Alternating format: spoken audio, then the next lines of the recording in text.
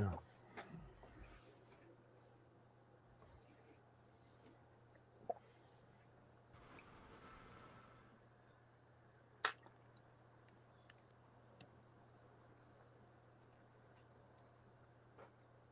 One, two, three.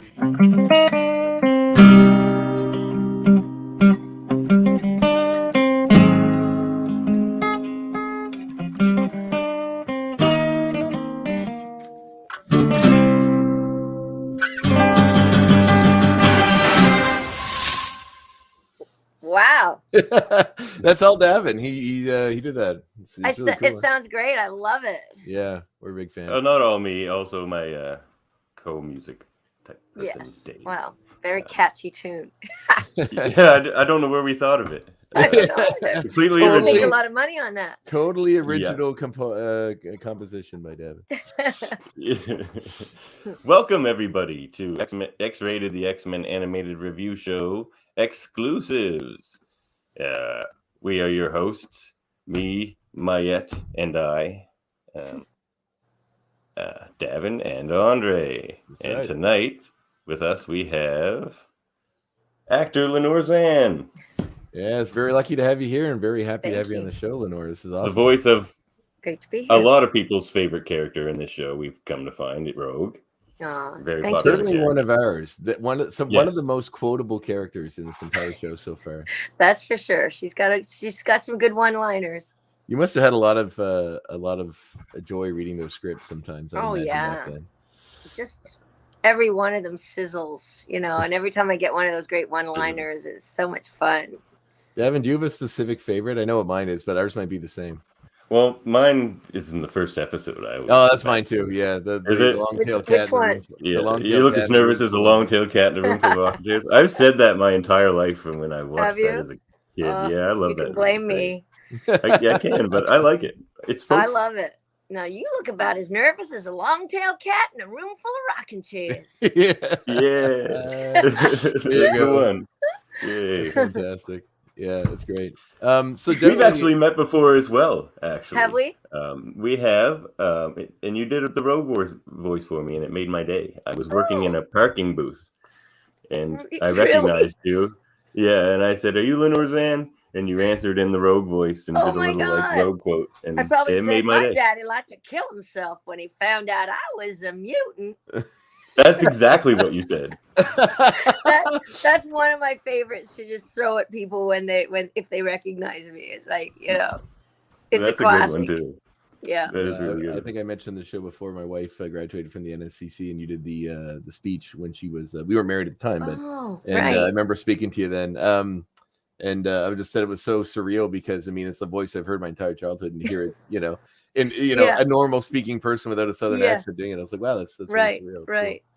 I know while I was in politics, those 12 years, I kept getting people who wanted to pay me or, to say something in the House of Assembly or in the House of Commons in my Rogue voice, right? They were like, come on, I'll pay you to do it. That would have to be an awful lot of money. Yeah, but I was like, no, I'm not gonna mix the two. Yeah, I think that may have trended on the internet if you had, though.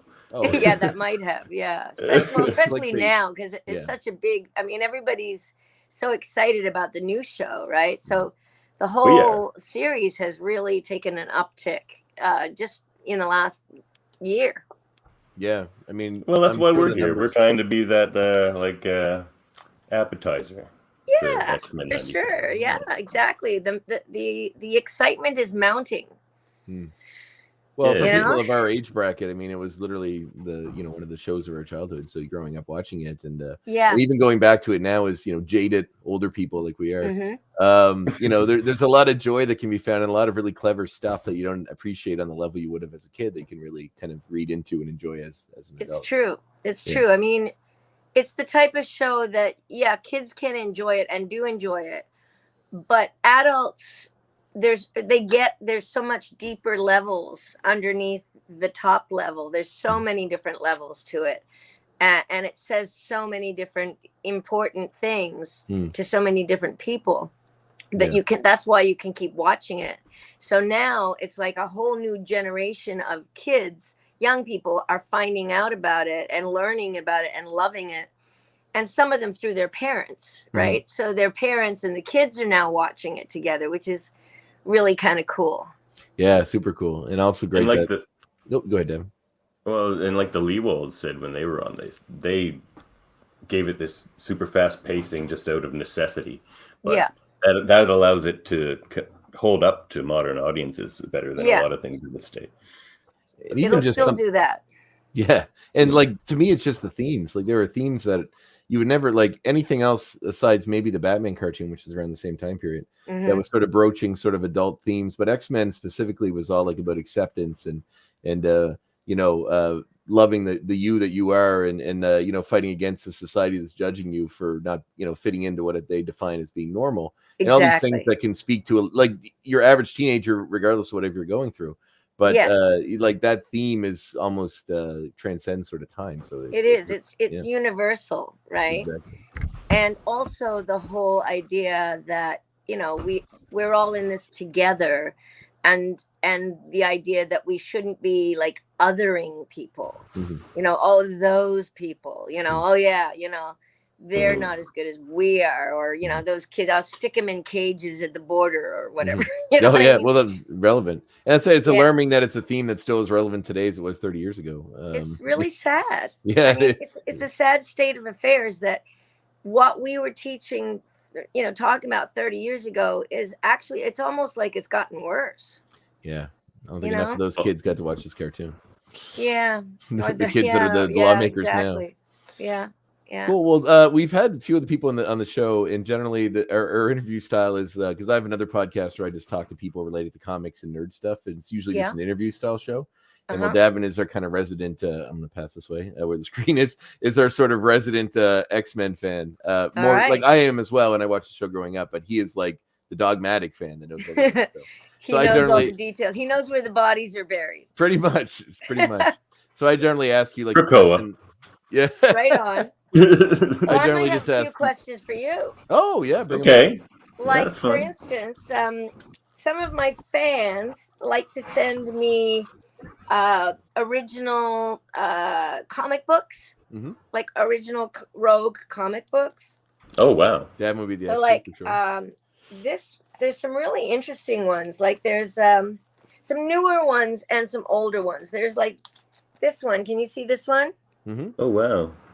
Yeah, very 90s style there. I want to say early 2000s. It looks like 2001. Is that Mike Wieringo? I think did the art on that.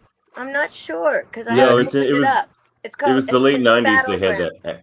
Yeah. Battleground. Yeah. And then there's this one here. I just got this one recently from someone in Australia. That's like one of the newer covers on the variant. That's the trading card variant. Right, yeah. Yeah, that's a picture of the trading cards from the 90s. They or maybe it's just a re-release of that style, but yeah. All right. Then this one looks really interesting. Check this one out. It's called Gambit. And there's a picture of Rogue. That's early 2000s for sure. Yeah. That's and Gambit's in the corner saying, "Hey, wait a minute. Whose book is this anyway?" That's an amazing cover. Gambit may be the second most quotable person on this show for us because we quote him quite a bit as well. Her hair looks a bit like a skunk there. Kind of, yeah. That was when they were playing with the costume a little and transcending that the costume that was sort of established in the show that you did. And then this one is very intriguing. I mean, I'm going to read these. I'm probably going to read them on the plane going out to San Diego this week when I go to the San Diego Comic-Con. But this one looks intriguing. It says, Second Coming, Chapter 4, X-Men Legacy. Yes. See that? Yeah. That's a more recent storyline. Is it? Yeah, and by the looks of it, that's going to drop you in the middle of a story that may not make a lot of sense. Hopefully they have a Rogue? No, I think it's it could be. Maybe that powers. It is powers of a few different people there. Yeah, probably all at once. Right.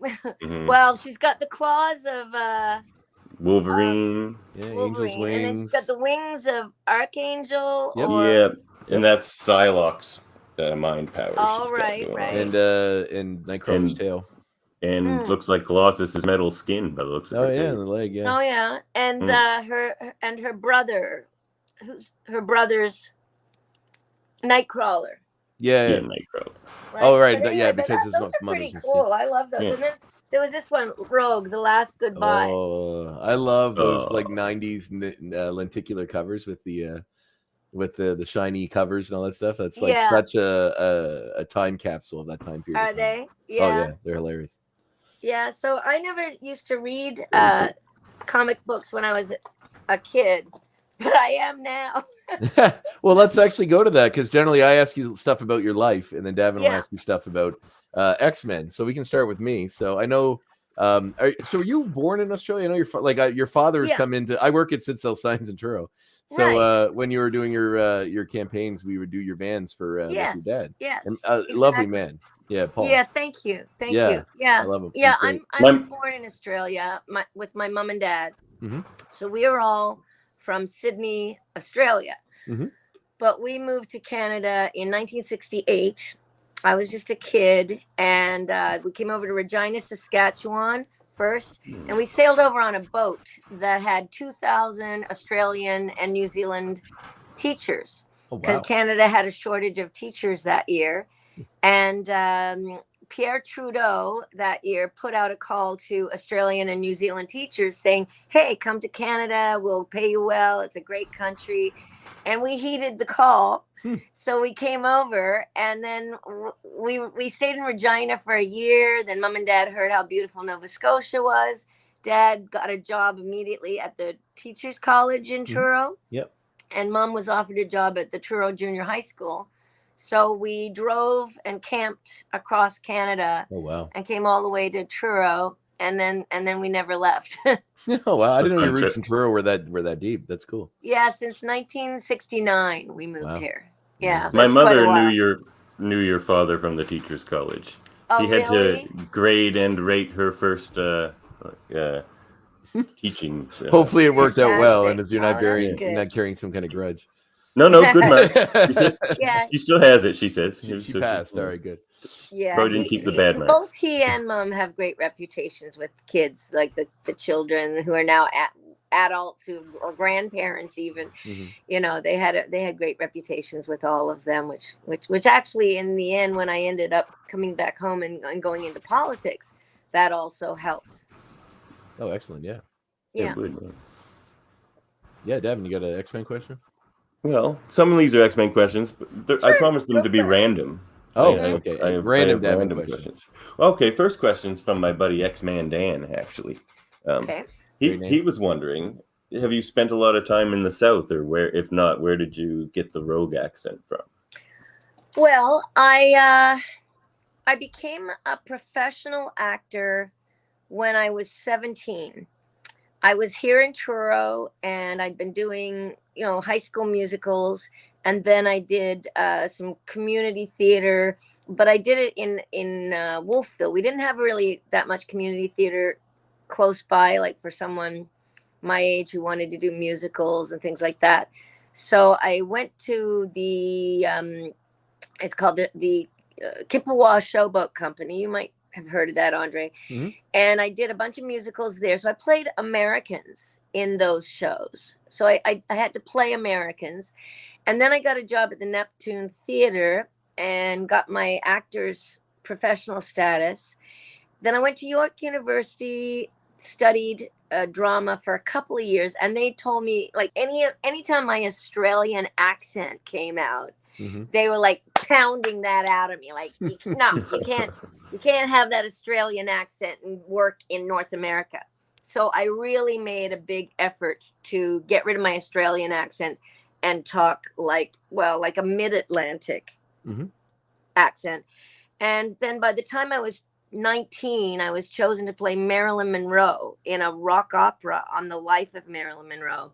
And I got discovered at the Charlottetown Festival understudying Anne in Anne of Green Gables. And this guy heard me sing and went, oh my God, that's the perfect actress to play Marilyn Monroe. So then off I went and I did Marilyn Monroe. And of course, she's American. And then as soon as I did that Marilyn Monroe show, this rock opera called Hey Marilyn, I suddenly started getting movie and television offers. And interestingly, a lot of the offers that I was getting were American roles and shooting in Canada. And a number of them over the years were Southern.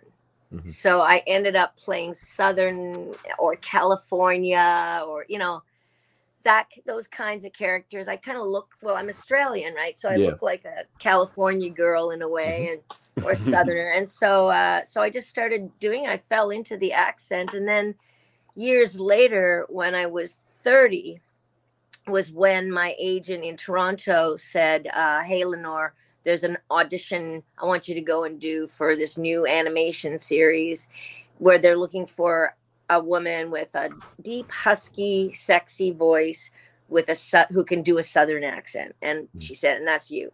So anyway, bottom line is that's how it happened. Amazing. Was there much? What was the? Well, two questions. One, can you slip into the Australian accent easily? G'day. Good on you, mate. How's it going? That's pretty good. I do mine on the show sometimes too. Oh God, I'm not even going to embarrass myself by trying to do mine. My sister-in-law lives in Australia, but yeah, she's on the. I think she's in Brisbane. But right. Brisbane's and the other question was, did you were familiar with X-Men on the level? Like going into this audition, did you know what it was for? They didn't say. No, X-Men? Most of us did not. The only one of us that are the original X-Men, and I know this because we've been on a lot of panels now, and I've heard them all. I've heard the stories 1,000 times. Yes, but George Booza, who plays Beast, he was into comics, so really? He knew what it was right away. Really, but the rest of us didn't, and. There was a lot of secrecy surrounding it. They didn't really say what the name of it was at first. And then once we got cast, each time we did a script, we only got it maybe a few days before we did the recording. And then we went in the studio and we sat at a table and read the script through like a play, like a radio drama. No table read, yeah. Yeah. And then we got in the studio and it was like a radio drama where all the mics were in the one room and we got to be together and see each other and, and relate to each other that way. We did that mostly for the 5 years of that first 5-year show, the 5 seasons. Towards the end, we didn't so much because we were all kind of scattered. I was in Los Angeles, other people were other places. And then, and now, again, we're all scattered. So we do it from wherever we are. Oh, very cool. Yeah. Right. Devin. Okay. Well, it blows my mind, actually, that you were the lead in a rock opera when you were 19. When I looked at myself, that must have been incredibly overwhelming. From Truro, Nova Scotia. Yeah. And can I tell you a story about that? Oh, yeah. Yeah, definitely. So this is a story I don't tell very often, but I think it's a story that needs to be told. And what it is I was 19. I got chosen to play Marilyn Monroe in this big rock opera called Hey Marilyn. I went out there to Edmonton. And before we started actual rehearsals, they put me in another show first just to kind of get me out there, just so that I'd be comfortable in Edmonton and stuff like this. But this one day, the guy who was the director for the show, who was this older British man, he had done Oliver on Broadway and in the West End. He was the original director of Oliver, the musical. And, very respected and everything. And his wife was in the building. She was a designer and she was pregnant upstairs in the same building I was staying in where they put all the actors. It's called Edmonton House. Well, anyway, he invited me down. He said, oh, you should come down and we'll have a swim at the pool and we'll talk about the show and da-da-da-da-da. And, and there was a song in the show, too, towards the end. It's, won't you come and take a swim in my swimming pool? Mm-hmm. And I thought, oh, that's kind of cool. So I went down and here's me, innocent Truro, Nova Scotia, Well, he came on to me in that swimming pool. Oh, God. I was worried that's where the story was going. Yeah, he came on to me. And really, it was pretty awful. And I had to kind of get away from him. And as anyone who's ever been in a situation like that, who's not prepared for it, knows sometimes, as women in particular, you're taught, oh, to be the nice girl and you don't want to cause trouble, and and so, you kind of laugh, you pretend that it's not really happening, or they don't really mean what they're doing. And you kind of make light of it, like, oh, ha, ha, ha, you're so funny, whatever. Meanwhile, inside you're going, you bloody asshole, get away from me. Right. Yeah. It's probably a fight or flight kind of response. Yeah. So I got away from him, and then I kind of made excuses for going back up to my room. Not that you should have to make excuses. But then I kind of freaked out, because I was like, oh my God, did he bring me out here just because he wants to go to bed with me or something? What happens how do I keep saying no to him? We haven't even started rehearsals yet. Anyway, he basically tormented me throughout rehearsals. And when I said to him, look, I'm so sorry, but this is just business. I'm not, it can't be fun or friends more than just business, because I've got a big job to do. I'm only 19. I'm playing the star of this show. There's a lot on my shoulders. Well, then he decided to give me the cold silent treatment and refused to direct me, and refused to give me my blocking or tell me where to go on stage. So I ended up being on stage having to just try and figure it out myself. And in the end, towards the opening night, like he called us all out on stage, and he said, now, Lenore, what are you doing up there? You look like a block of wood. Aren't you going to move around or anything? And I said, well, the choreographer had said, just stand and sing if nobody had blocked us yet. And I haven't been blocked yet, so I'm just standing and singing. And he said, well, listen, sweetheart, if Liza Minnelli was here, she'd be telling me what to do. Oh my God. What a monster. I know. Holy crap. And he had a megaphone. He was doing it from the darkness of the theater. And he had a megaphone. And he was saying this. And we were on stage in the light, it was humiliating. Well, honestly, I'm more amazed that as a 19-year-old, you had the fortitude to carry through and keep going through that. Because I don't know a lot of people that probably would. I don't know a lot of people in their middle ages that probably would as well. It's a lot of pressure and a lot to deal with. It is. And you got your big break. And I was really true to my principles and said, I'm sorry, but look, I'm not interested. Yeah. And took the punishment, But here's the funny thing. So when he did that, I suddenly went, to hell with him. Yeah. And I realized it's all on me. And I turned around on stage and I walked off, because I'd seen it done in other movies, I'd seen it done in movies. Yeah, this is how you walk off. Yeah. Right. And I went home and I blocked the whole show myself. I went through the script. I said, okay, I'm going to move here, going to do this. Oh, here's a great idea for that, blah, blah, blah. I stayed up all night, did that. Went back in the next day. Everybody was mortified for me. The cast was just angry, and they didn't know what to do. And I said, listen, just do me a favor. Tonight, Marilyn is going to move. So please just move with her, and I dressed up like Marilyn. I put this sequin gown, I put the wig, I did the makeup, and I went out and I was Marilyn, and I did the show myself.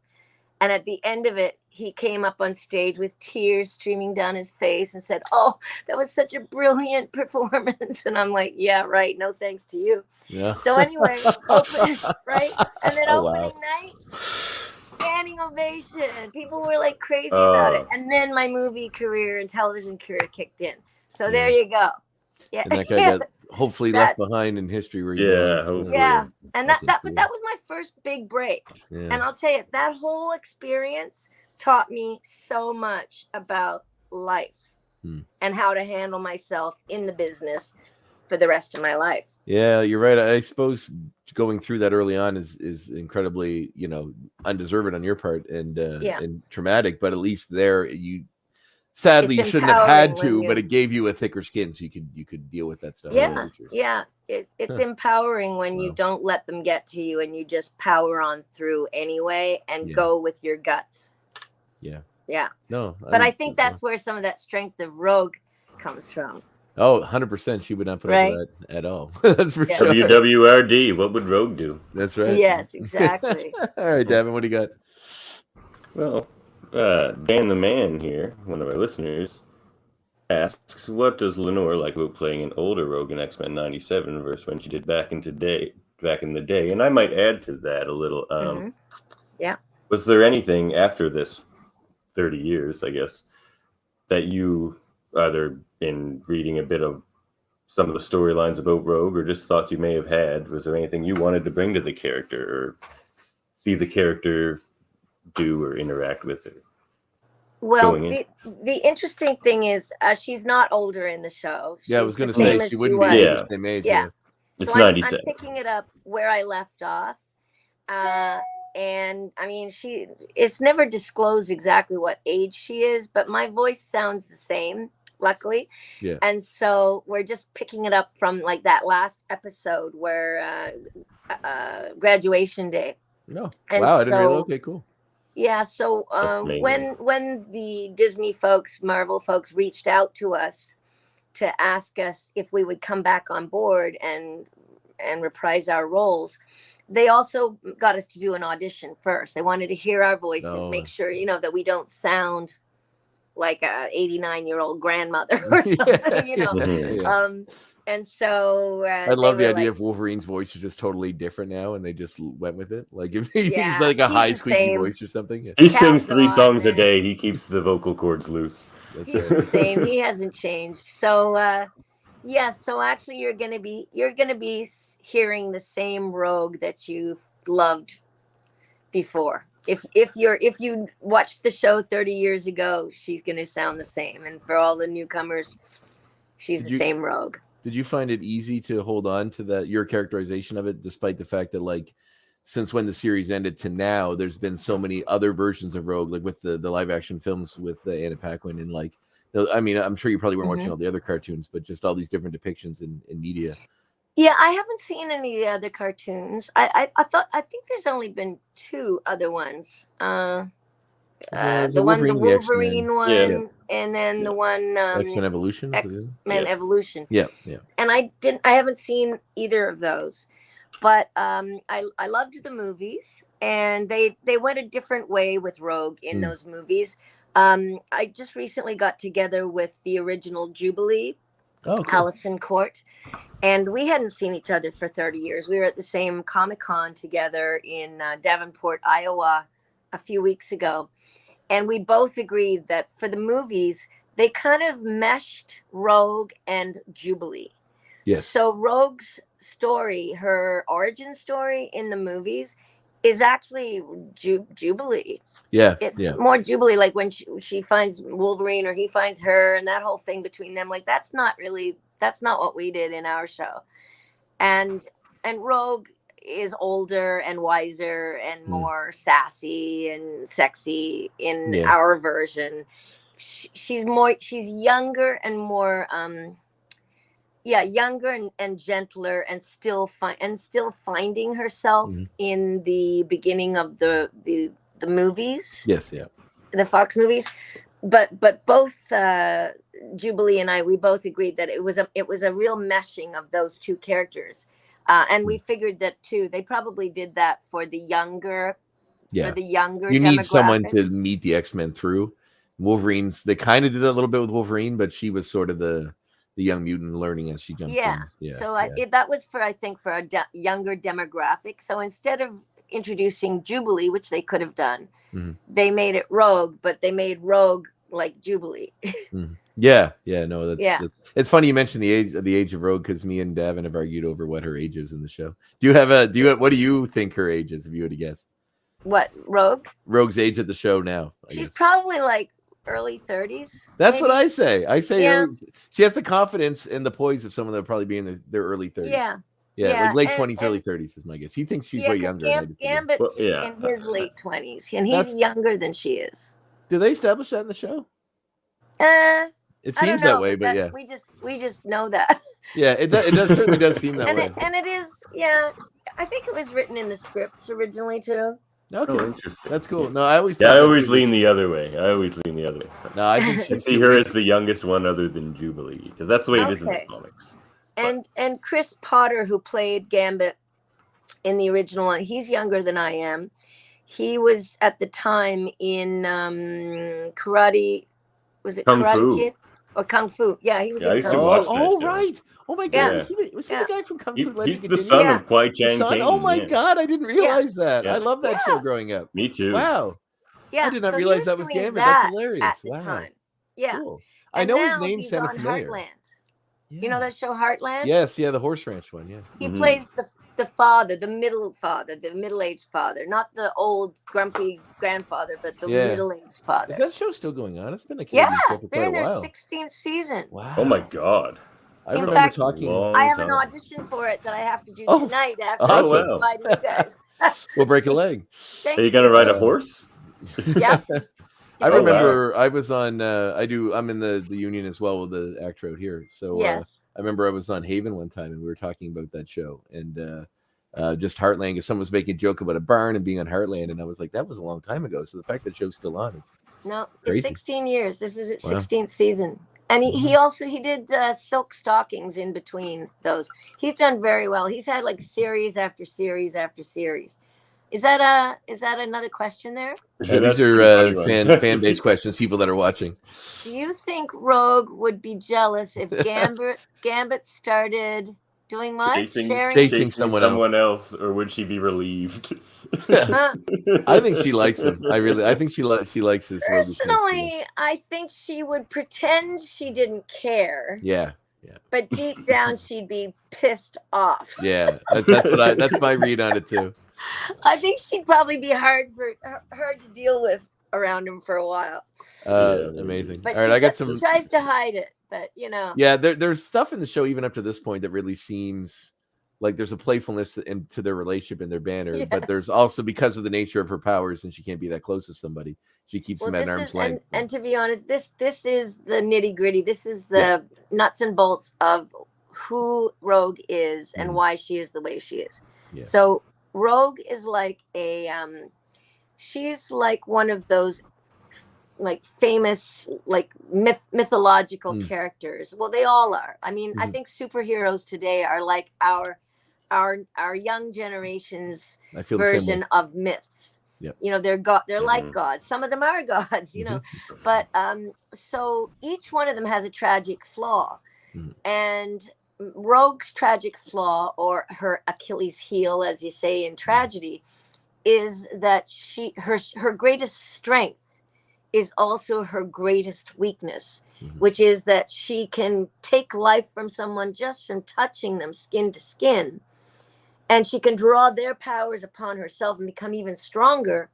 However, that means she can never be intimate with someone, and she can never let herself go. Her guard has to be up at all times, or else she will kill someone that she loves. Yeah. And that is her tragic flaw. And it really bleeds through in the storytelling. And there's even a few episodes that touch into that, like when she gave mouth to mouth to Cyclops to save him, and then gets his powers for a bit. Starts shooting out his and she's trying to figure out how to control them. It's really funny. Yeah, I have a few questions. Of course, the cure when she goes to Muir Island and she wants to get rid of her powers so that she can be normal.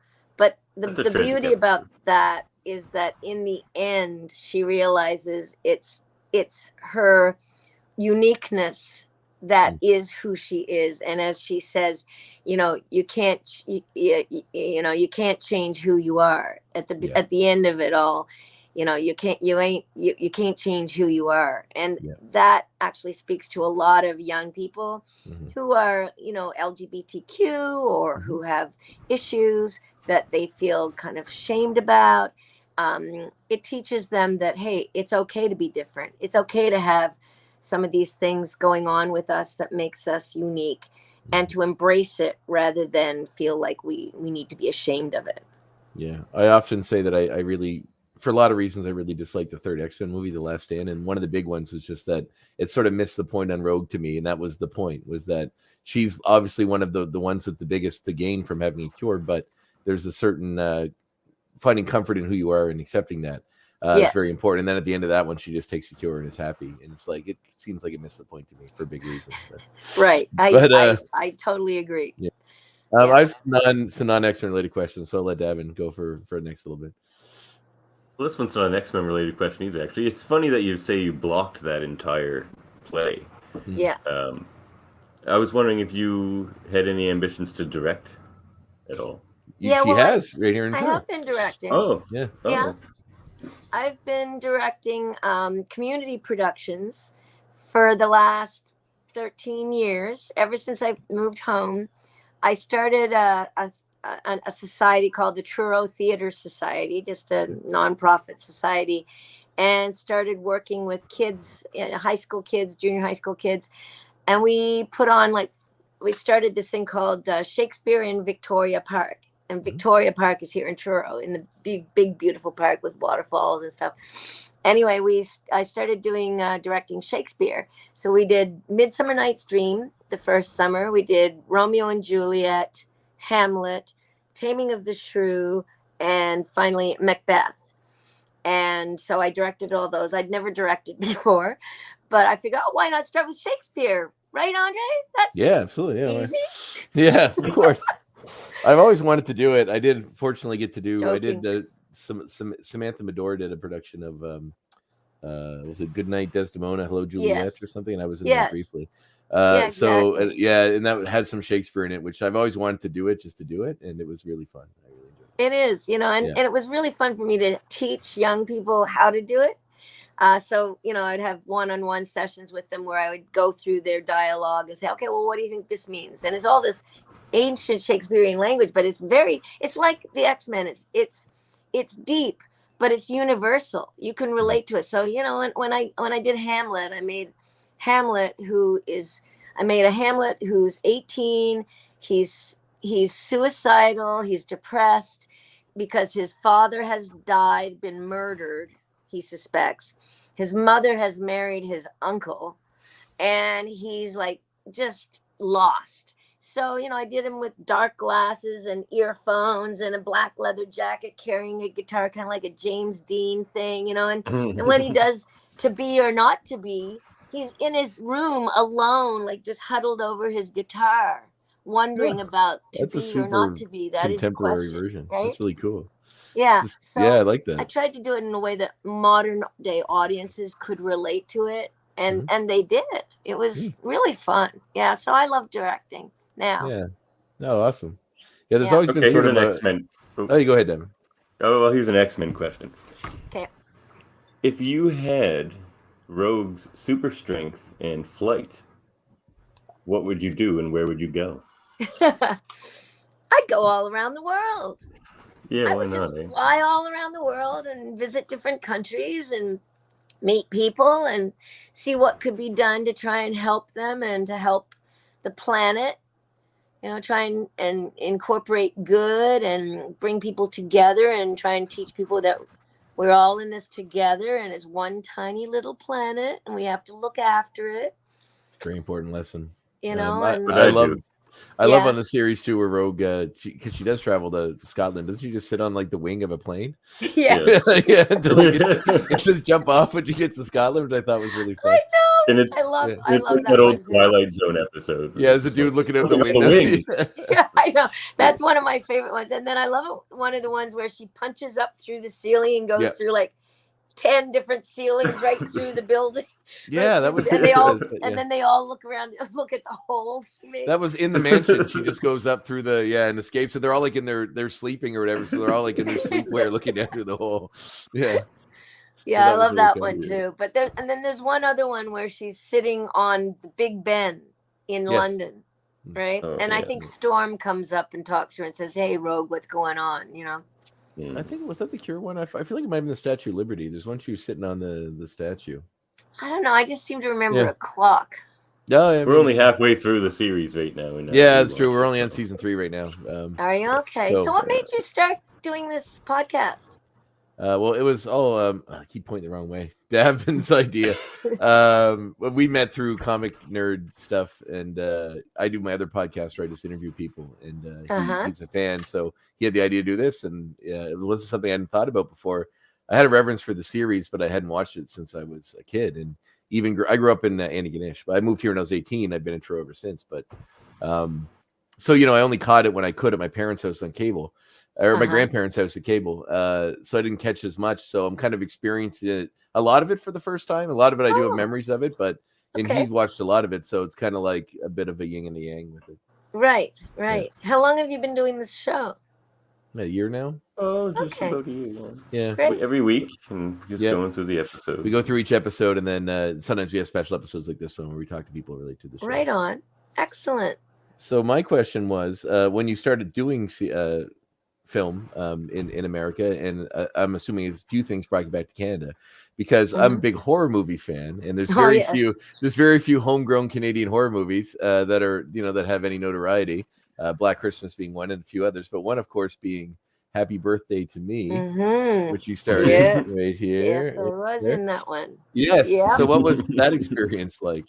It was a broad question, but yeah. I mean, I started doing horror movies kind of, well, in the 80s. In the 80s, we did a lot of horror films in Canada. There was a really good tax incentive to make movies. And because movie making was younger, it was a younger industry in Canada, a lot of people started off with like doing horror films, because horror films are notorious for being able to make their money back more quickly. That's a very popular thing that comes up with a lot of first-time directors. Like even Ivan Reitman started by doing Cannibal Girls with Eugene Levy, which is like this really small horror movie back in the day. So around that time period. Yeah, and even like some of the great American directors started off, like Roger Corman, is it? Oh yeah, he did famous for doing a lot of low-budget horror movies. Right. Yeah, but a lot of big directors started with him. Like Jonathan Demme started with him, Joe Dante started with him. Right. Coppola started with him, Scorsese started with him. Like a lot of people started through that school. Right. So. Yeah. So we did a lot of those in the 80s. And I happened to be in my 20s in the 80s.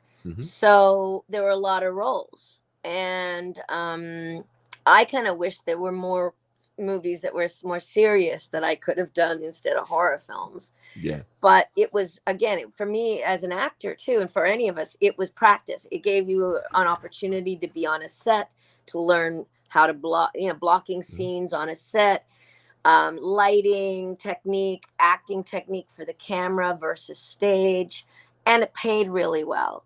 So, it enabled a young actor to be able to get an apartment and pay for it and be able to live in Toronto or Montreal or Vancouver, some of the big cities, because that's where the films were being made. And unfortunately, there wasn't really much of a film industry in Nova Scotia at the time. Oh God! So I mean, I had to leave. Yeah, home. No, I don't blame you in the least. I think the only but it was sad because I would have preferred to be in Nova Scotia. Well, you could have been in. I would have. Road to Avonlea. Or My Bloody years later. My Bloody Valentine. That was later. I think My Bloody Valentine is around that time period, which they filmed in Sydney. But that's about it. A lot of my friends were in that. Laurie Hallier and people like that. They're actually doing. There were a lot of films happening at the same time, so you couldn't be in all of them. You couldn't be in all of them. They're actually doing a big anniversary for that movie next year in Sydney Mines, and the actor that played Harry in it is going to be there, and they're going to do like a walking tour of like a bunch of places where they film and stuff. Right. Yeah, it's kind of neat. Yeah, no, there's quite a few. Quite a Canadian connection to this show. Oh, 100%. We have as an extra element for us as Canadian children, because when guest voice actors come on, we always look at their their filmography and that kind of stuff, and we get a kick out of the classic Canadian shows that a lot of you guys were on, like you were on as well, like the Forever Nights and Catwalk, all these classic, Street Legal, classic Canadian shows. I didn't realize you were on the RoboCop TV series, which is filmed in Canada as well. And actually, did you know that RoboCop, the series, the actor is from Bass River? No, really? What? Yeah. That's amazing. So the actor who played RoboCop in the series, not the movies, but the series, is Paige Fletcher. Yep. Oh. And that was my first boyfriend. That's amazing. Yeah. You dated RoboCop. So when I was younger in high school, he was living in Bass River. I was in Truro. He had done the musicals at CEC. He played Tony in West Side Story. Oh, nice. Right? Yeah. Before my time, because he was before me, but everybody raved about it and him. And then we both ended up at the Kippewa Showboat Company in Wolfville in a community theater show of Jesus Christ Superstar. So, and he was playing Judas, which to me is the best part in it because he's got great songs, Judas. Mm-hmm. So we kind of fell in love and he didn't have a car. So we ended up hitchhiking a lot together. No. And years later, after we both got into the movie and television industry, he ended up playing the hitchhiker. Oh, he was right. The hitchhiker first. Right. And then he did RoboCop after that. That's amazing. That's and he's from cool. Bass River. I know. I'm always amazed when somebody that I watched the show The Blacklist, and there's an actor in that's from like New Glasgow, which is funny. I'm just always like, there's an episode where they go to Truro, which I find is hilarious. Like someone's hiding out in Truro, Nova Scotia, and it's Stacey Keach. The actor is Stacey Keach that plays him. Oh really? And they show the exterior of Truro, and it's like it looks like Lunenburg, like we're on the water. Right. It's not at all the same town. But there's a really funny line where this guy ran off with all this money, and there's a line where someone says, what'd you do with all the money? And he goes, do you think if I still had it, I'd be living in Truro, Nova Scotia? Well, and I would say, well, actually, there's nothing wrong with living in Truro. No, not at all. I love it. You'll buy a great house for a really good price. I have a massive house in Old Barns. And you can have free parking downtown. Mm-hmm. And the airport's 45 minutes away. Yeah. No, I'm a huge fan of Truro. I love living there. Oh, yeah, we're pro Nova Scotia on this show. Yeah. No, that's why. I mean, that's why I worked it out with Disney that when I do X-Men '97, I can do it whatever town or city I'm in. So that's why I've been doing it in Halifax. What's that? Oh, I didn't realize that. Okay, so you're just going to like a sound booth locally to record. Yeah. Very cool. I got them to use the studio that the SwearNet. Yeah. The Trailer Park Boys, they own it, and it's called Hideout Studio. The Hideout Studios. So we're recording my Rogue stuff there. That's awesome. Yeah, I just did a movie for SwearNet with like a low budget thing, so people are trying to get off the ground. So it's fun. Yeah. It's Are we doing film festivals in Truro anymore? No, I don't think so. I've been trying to. I'm actually working with the Truro Brewing Company right now about doing movie nights there at the beer place. Yeah, so we're gonna do like cult movies and fun stuff there. So that'd be great. Get that off the ground. Yeah. This show ends up being half about the cult movies that Andre loves. He's got to get that out somewhere. That's right. Yeah. That's right. I need a vent. Anyway, Devin. Well, I have a gardening segment on this show now, so we're a little all over the map. Well, that's good. All right, Gavin. To follow up to my last question, actually. So the rest of Rogue's powers, if you could absorb anyone's power and mind, who would that be? Oh, you mean in the show? No, in real life, you. In real life? Yeah. I don't think it would be the same. I think I'd like to have like Magneto's powers in the show. If I had Magneto and all the other ones, that'd be pretty cool. There are certain comic characters that if you put a lot of like any thought into how their powers work, you realize how insanely powerful they'd be in a real world situation. Like there's metal everywhere. If you're Magneto, you could just destroy cities with a blink. Like you could.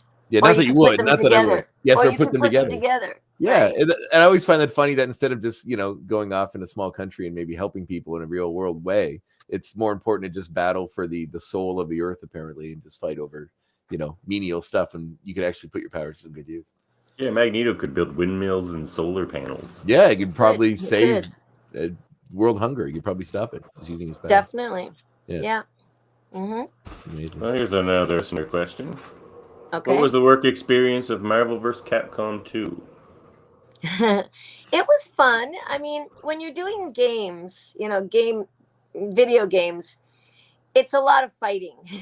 So, that you only say a few lines of acting and the rest of it is really like grunts and screams and hit sounds and, but they get you to do it over and over and over and over and over again.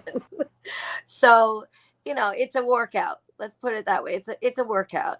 But I got paid well for it and it was fun. And I'm always up for doing more video games and playing other types of characters, because it's just I love using my imagination and just becoming different people.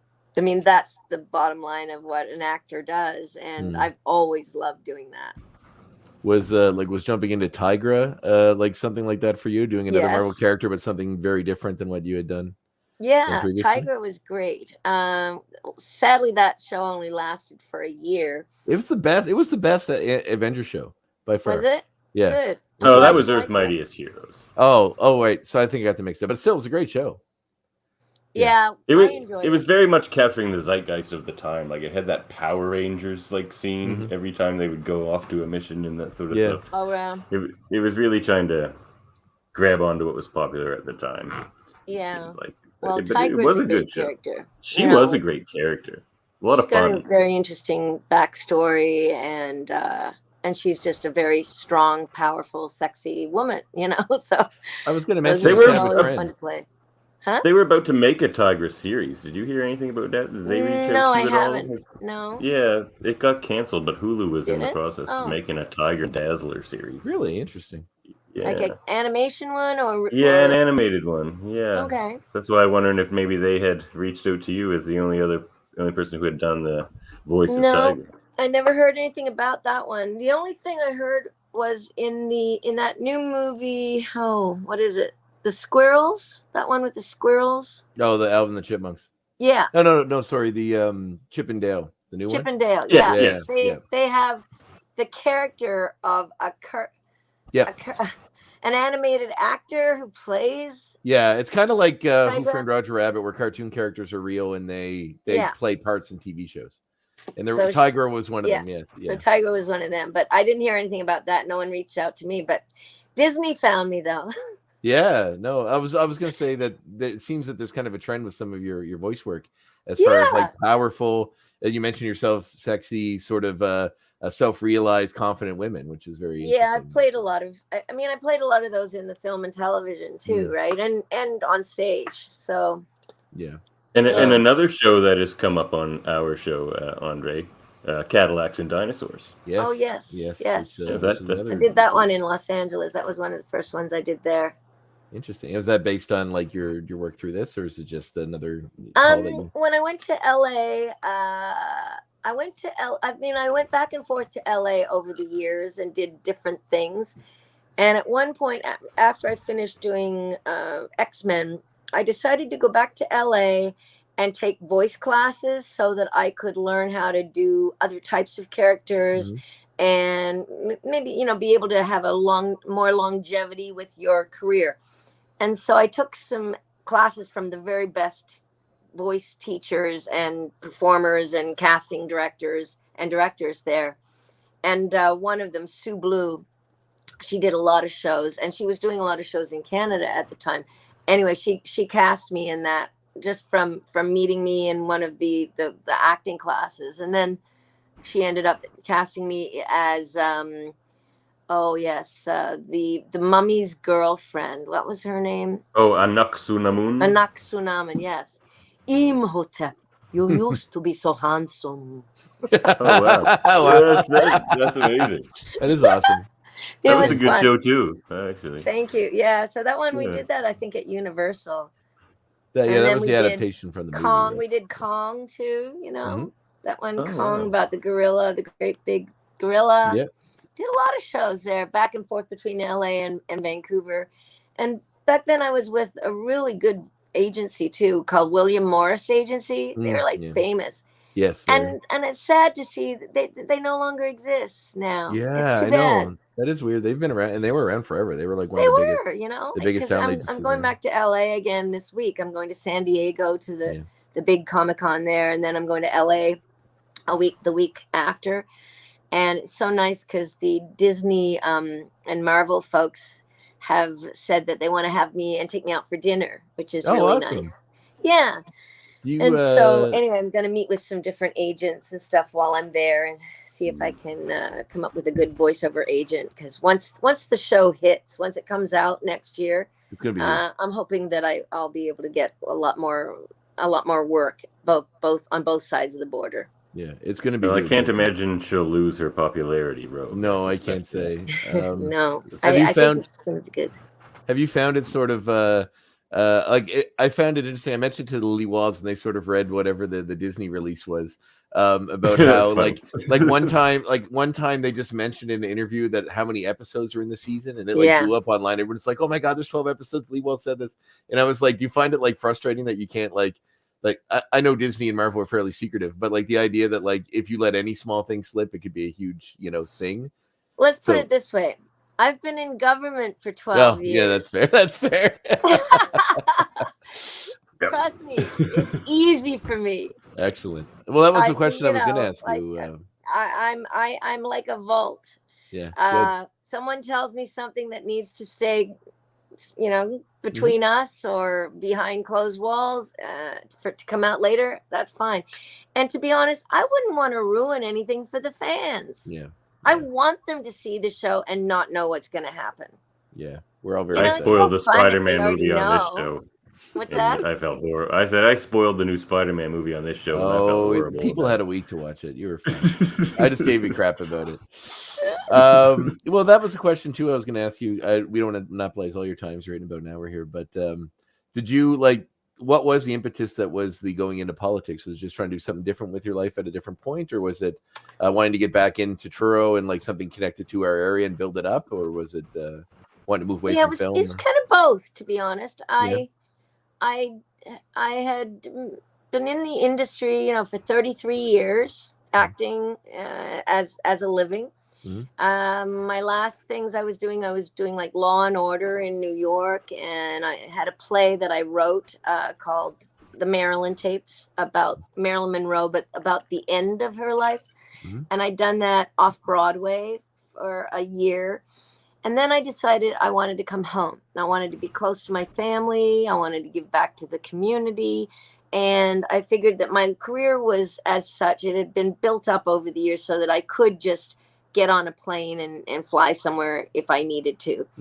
But once I got here, I also realized that I was tired of saying other people's lines. And I really enjoyed being real about real world problems and talking about them and trying to help educate people on many different issues, which, in my one woman play, I was kind of able to do that with Marilyn because again, she's a very complicated character too. And there were many different levels to what I wanted to say about being a woman in the 1950s and being stuck in a little box, and you couldn't get out of that little box, but you were more than that box, and the frustrations of that.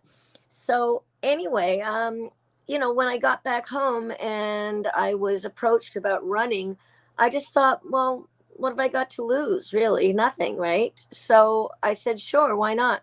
And pretty well everybody told me I was crazy. I'd never win, it would be impossible, blah, blah, blah. But I won, and then proceeded to win like 4 elections in a row. And so, it gave me a new lease on life of, again, like trying to help people, trying to change things, trying to educate a whole populace around different issues that I thought were important, like the environment, like Indigenous people's issues, like women's issues, like diversity, like education, and all the different things that are so important to society.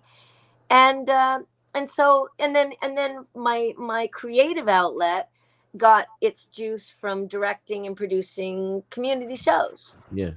I didn't want to act in them. I just wanted to help other people act. I wanted to facilitate other people to get to whet their appetite for it, and also to have the audience here in Truro have something interesting to watch as well. So, it all kind of tied in, and it was really great for 12 years. And then once that ended, suddenly I was like, oh my God, now what am I going to do with my life after I lost my last election, which was the 5th election. And then within a week, I got an email from a film producer here in Nova Scotia, Barry Dunn, who had done the Trailer Park Boys. And he's right. And he said, "Oh, Lenore, we're so sorry you lost the election. You were such a great champion for arts and culture and the environment. But does this mean now you can do my next movie?" Excellent. Well, I was sad to see that the result of that election as well. Thank you. I appreciate you that. You always had my vote for all the reasons you just said. Oh, aren't you sweet? Thank you so much. I appreciate that. And it means something to me. Never say never. I might be back. You never know. I hope so. I was never in your riding, but I always started a hashtag Going Rogue pod thread every election. Yeah. And it makes me happy to hear the other, like, to see, because like I've been with Hubtown since I moved here pretty much, so I've been doing theater for 16 years. Nice. And it's like I'm always pushing for something a little different. Right. I'm actually doing the next Hubtown show, which is Frankenstein. Are you? Version. Yeah, so I'm directing. And when's that? It's the week leading up to Halloween is when it's going to be on stage. Oh, good. That's great. Yeah. Auditions are on the 1st and 2nd of August. That'll be perfect timing. Yeah, I'm very excited. Me and Sheila Newell are going to co-direct, and fantastic. I want to be Boy, in it. her art is really taking off. Yeah, I picked up. She just had a little gallery show on the weekend. I picked up one of her pieces. So yeah, she's. I mean, there's so many people with so many different talents here. Like that's the whole thing. You don't have to just have one talent. That's right. You can have multi-talents. It's like the multiverse. Yeah, that's right. Right? Which one are you? You can do them all at once. You hear that? It's the Nova Scotia side hustle you hear about. Every Nova Scotian has one. That's for sure. Yeah. You never just do what you do. There's always about 6 other things in the mix. So to be honest, in New York, it's the same. Yeah, is it? It probably has to be. You got to do something. It does in between shows just to pay the rent. Yeah, God, I can't imagine what it's like now. Like most directors, like young directors, they're also doing like front of house box office management, or like that you have to. It's like I always say, you have to have a diverse portfolio in order to succeed as an artist, in the industry. Like diversify. The more you can do, so the fact that I can do voiceovers means that's good. I can go out for these kinds of things. It can keep me going. The fact you can sing, okay, that's another thing. So theater, television, movies, voice, what else? Directing, writing. The more you can do, the longer your career will be. Exactly. When can we see this Barry Dunn movie? So the Barry Dunn movie, it's called The Madones, and it will be coming out in the new year. We shot it already around Chesapeake area. Oh, nice. And the Madones are 3 sisters named Madone. And they once had a singing group that broke up, and quite bitterly. And you don't know why, but as the movie progresses, you've kind of discovered why. And my character is pretty cool, Gladys. She drives back into the old town. She hasn't been there for 15 years, and she's driving a gold Jag. So that sounds amazing. The shit hits the fan, so to speak, when she comes home. Oh, beautiful. That sounds is the town in the movie actually Chesapeake, or is it just a stand-in for somewhere? I don't know. I mean, it's I don't think so. It's like it was a Seabright, Seaforth is a little town around there too. Like they used locations, right? So I don't think it's got a name. Okay. Awesome. Well, David, but anything Lucy else? DeCoutere is in it too. Do you remember her? From Yes, Trailer Park Boys? Yep. Lucy. Yeah. Lucy. Yeah. I did some. She plays my sister, one of my sisters. Oh, really? Yeah. Cool. She always seemed very sweet. I met her on set of Trailer Park Boys once. Did you? Oh, yeah. okay, Coincidentally, great. I did background one of the day that Snoop Dogg was here, so it was like a madhouse in Toronto. Right. It was like Tom Arnold and Snoop Dogg and Doug Benson all in a trailer park in Bible Hill, and wow. It was like there was mountains of people trying to, like, security was working hard the day to keep people from trying to break lines just to get in to meet Snoop Dogg. I can imagine. It was very strange.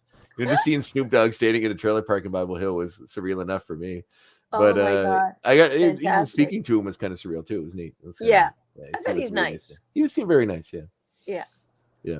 Anyway, I was wondering if you had a proudest achievement in provincial and federal politics. Maybe one for each.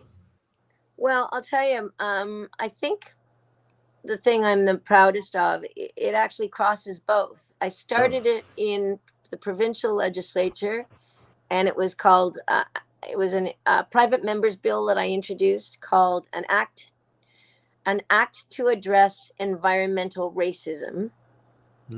And environmental racism is the disproportionate number of toxic waste sites, dumps, and landfills and corporate polluters that are placed on or beside racialized communities. So indigenous communities, Black communities, racialized communities, which affects their health in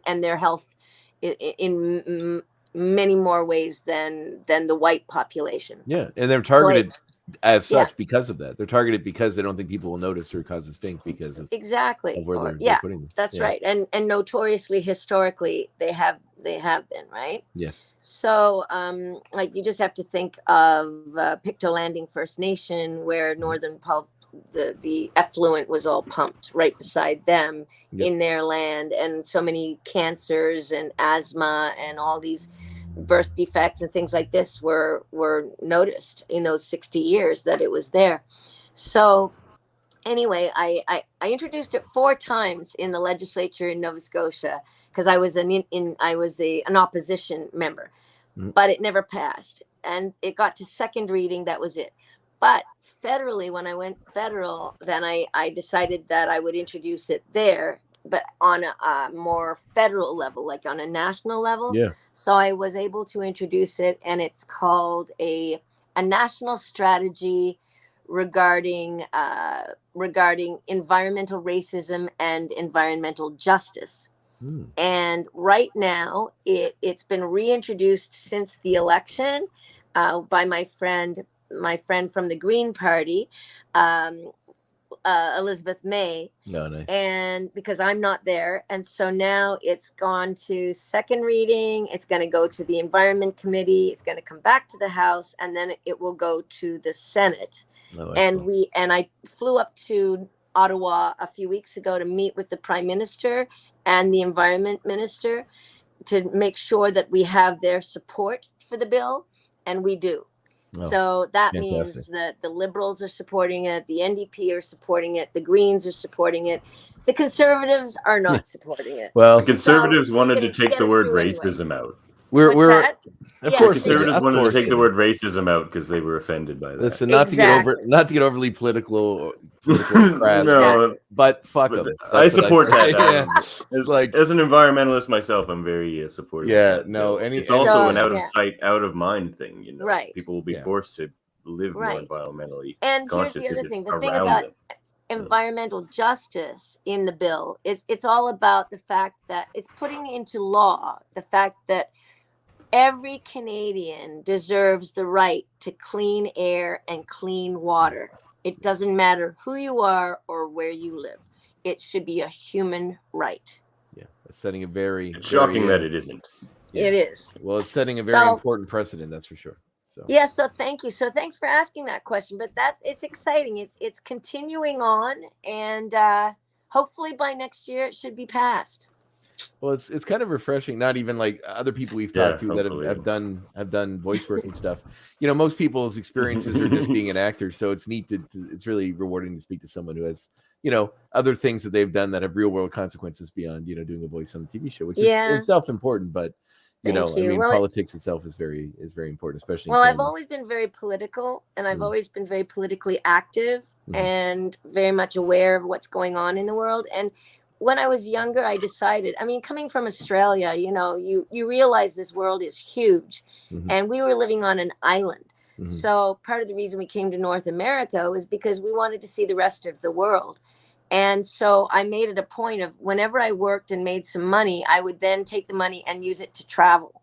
So I traveled all around the world by myself and lived in different countries and worked in different countries and lived in Sweden for a year and did a play there, won an award, you know, things like that. Got to live in a country where they have social democracy, where they have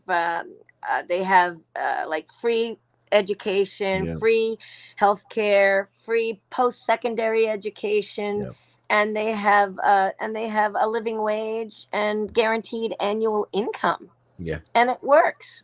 Yeah.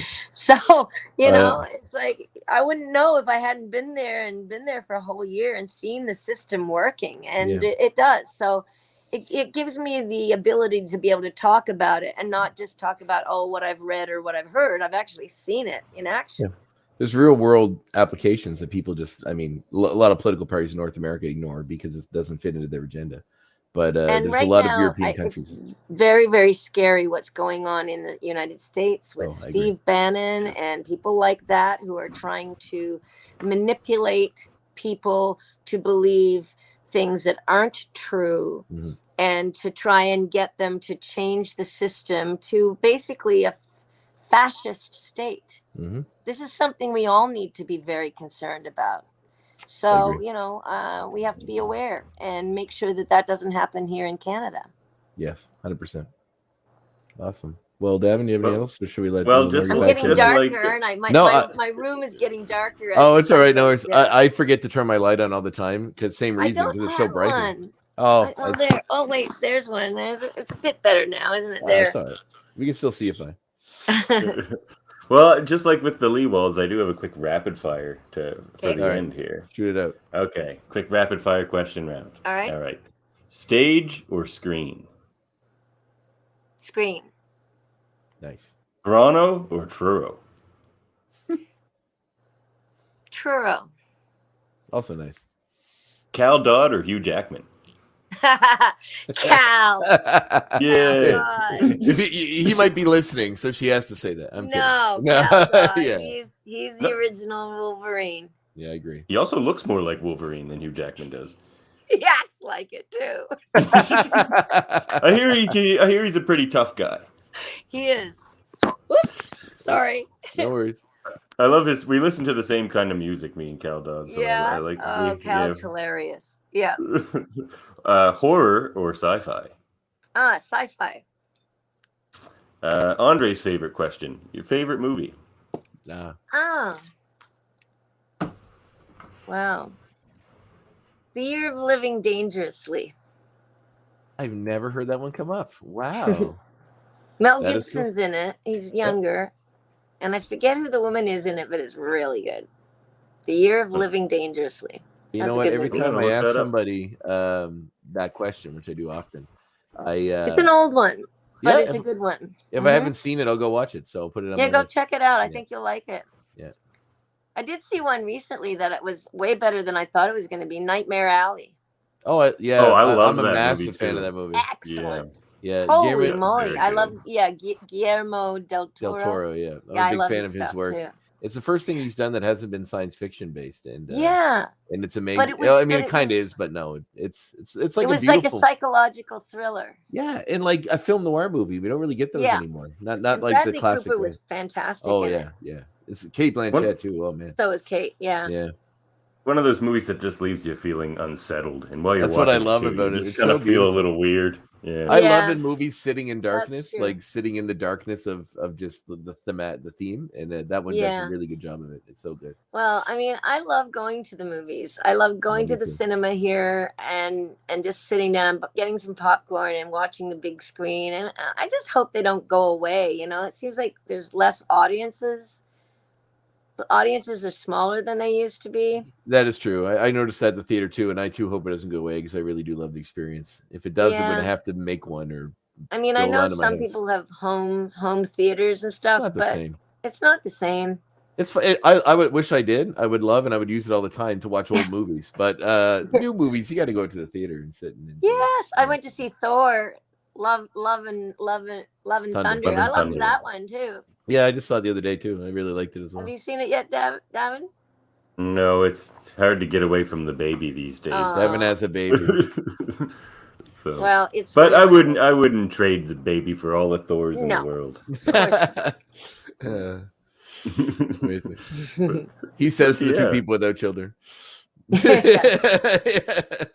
You have cats? But I'm sure I can understand that. No, I can get it too.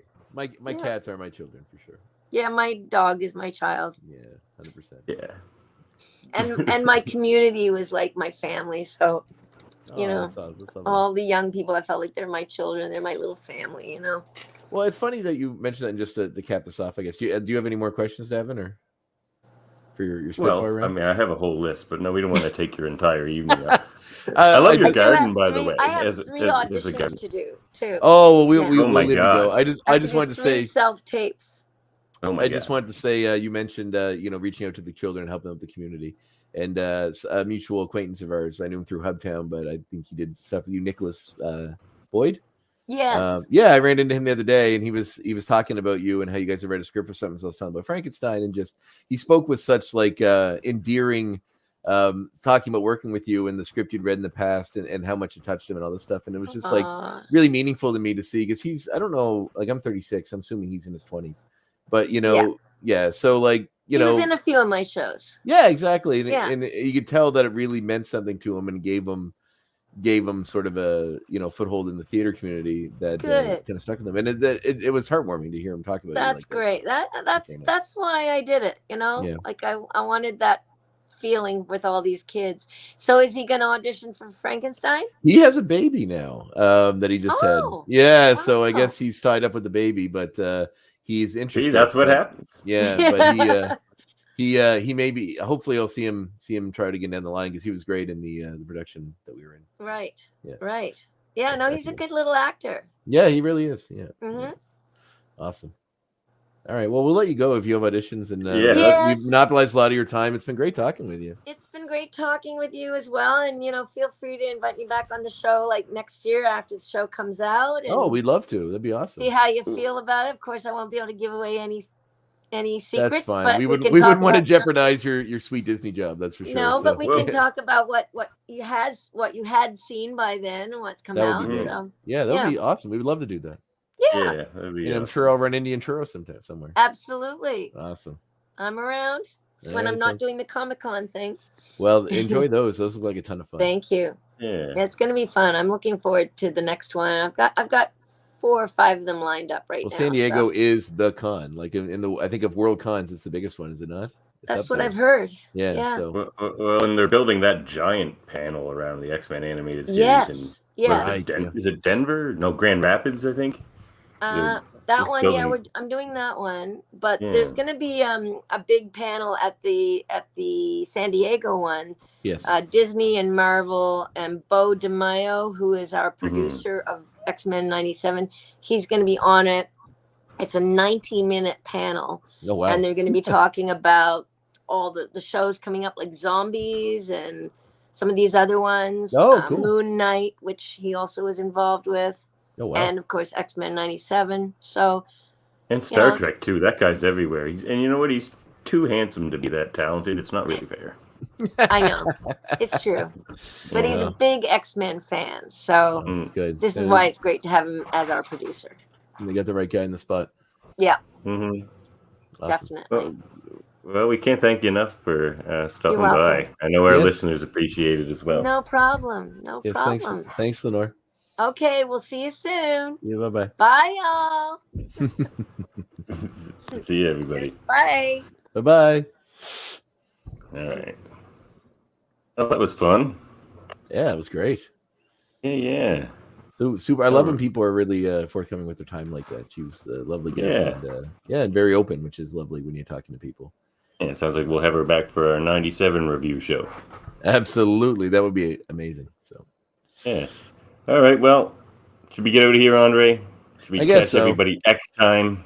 It feels weird to end this without all the insane segments we have at the end of our normal show, but it's good. It's good. Everybody, you need a segment? No, I don't want it. As a nightcap. I actually thought this episode would only be an hour long because we don't monopolize our guest time. So we're like, we started a little late, so we're like, all right, well, I'm like, I'll be done at like 9. That'd be early for me with these because usually, but fortunately, we kind of got in the regular territory. But you know what? Every minute was a joy. Every minute spent with you is a joy, Devin. Oh, you too, buddy. All right. Let's go. Catch you next time, everybody. Next time. 1, 2, 3.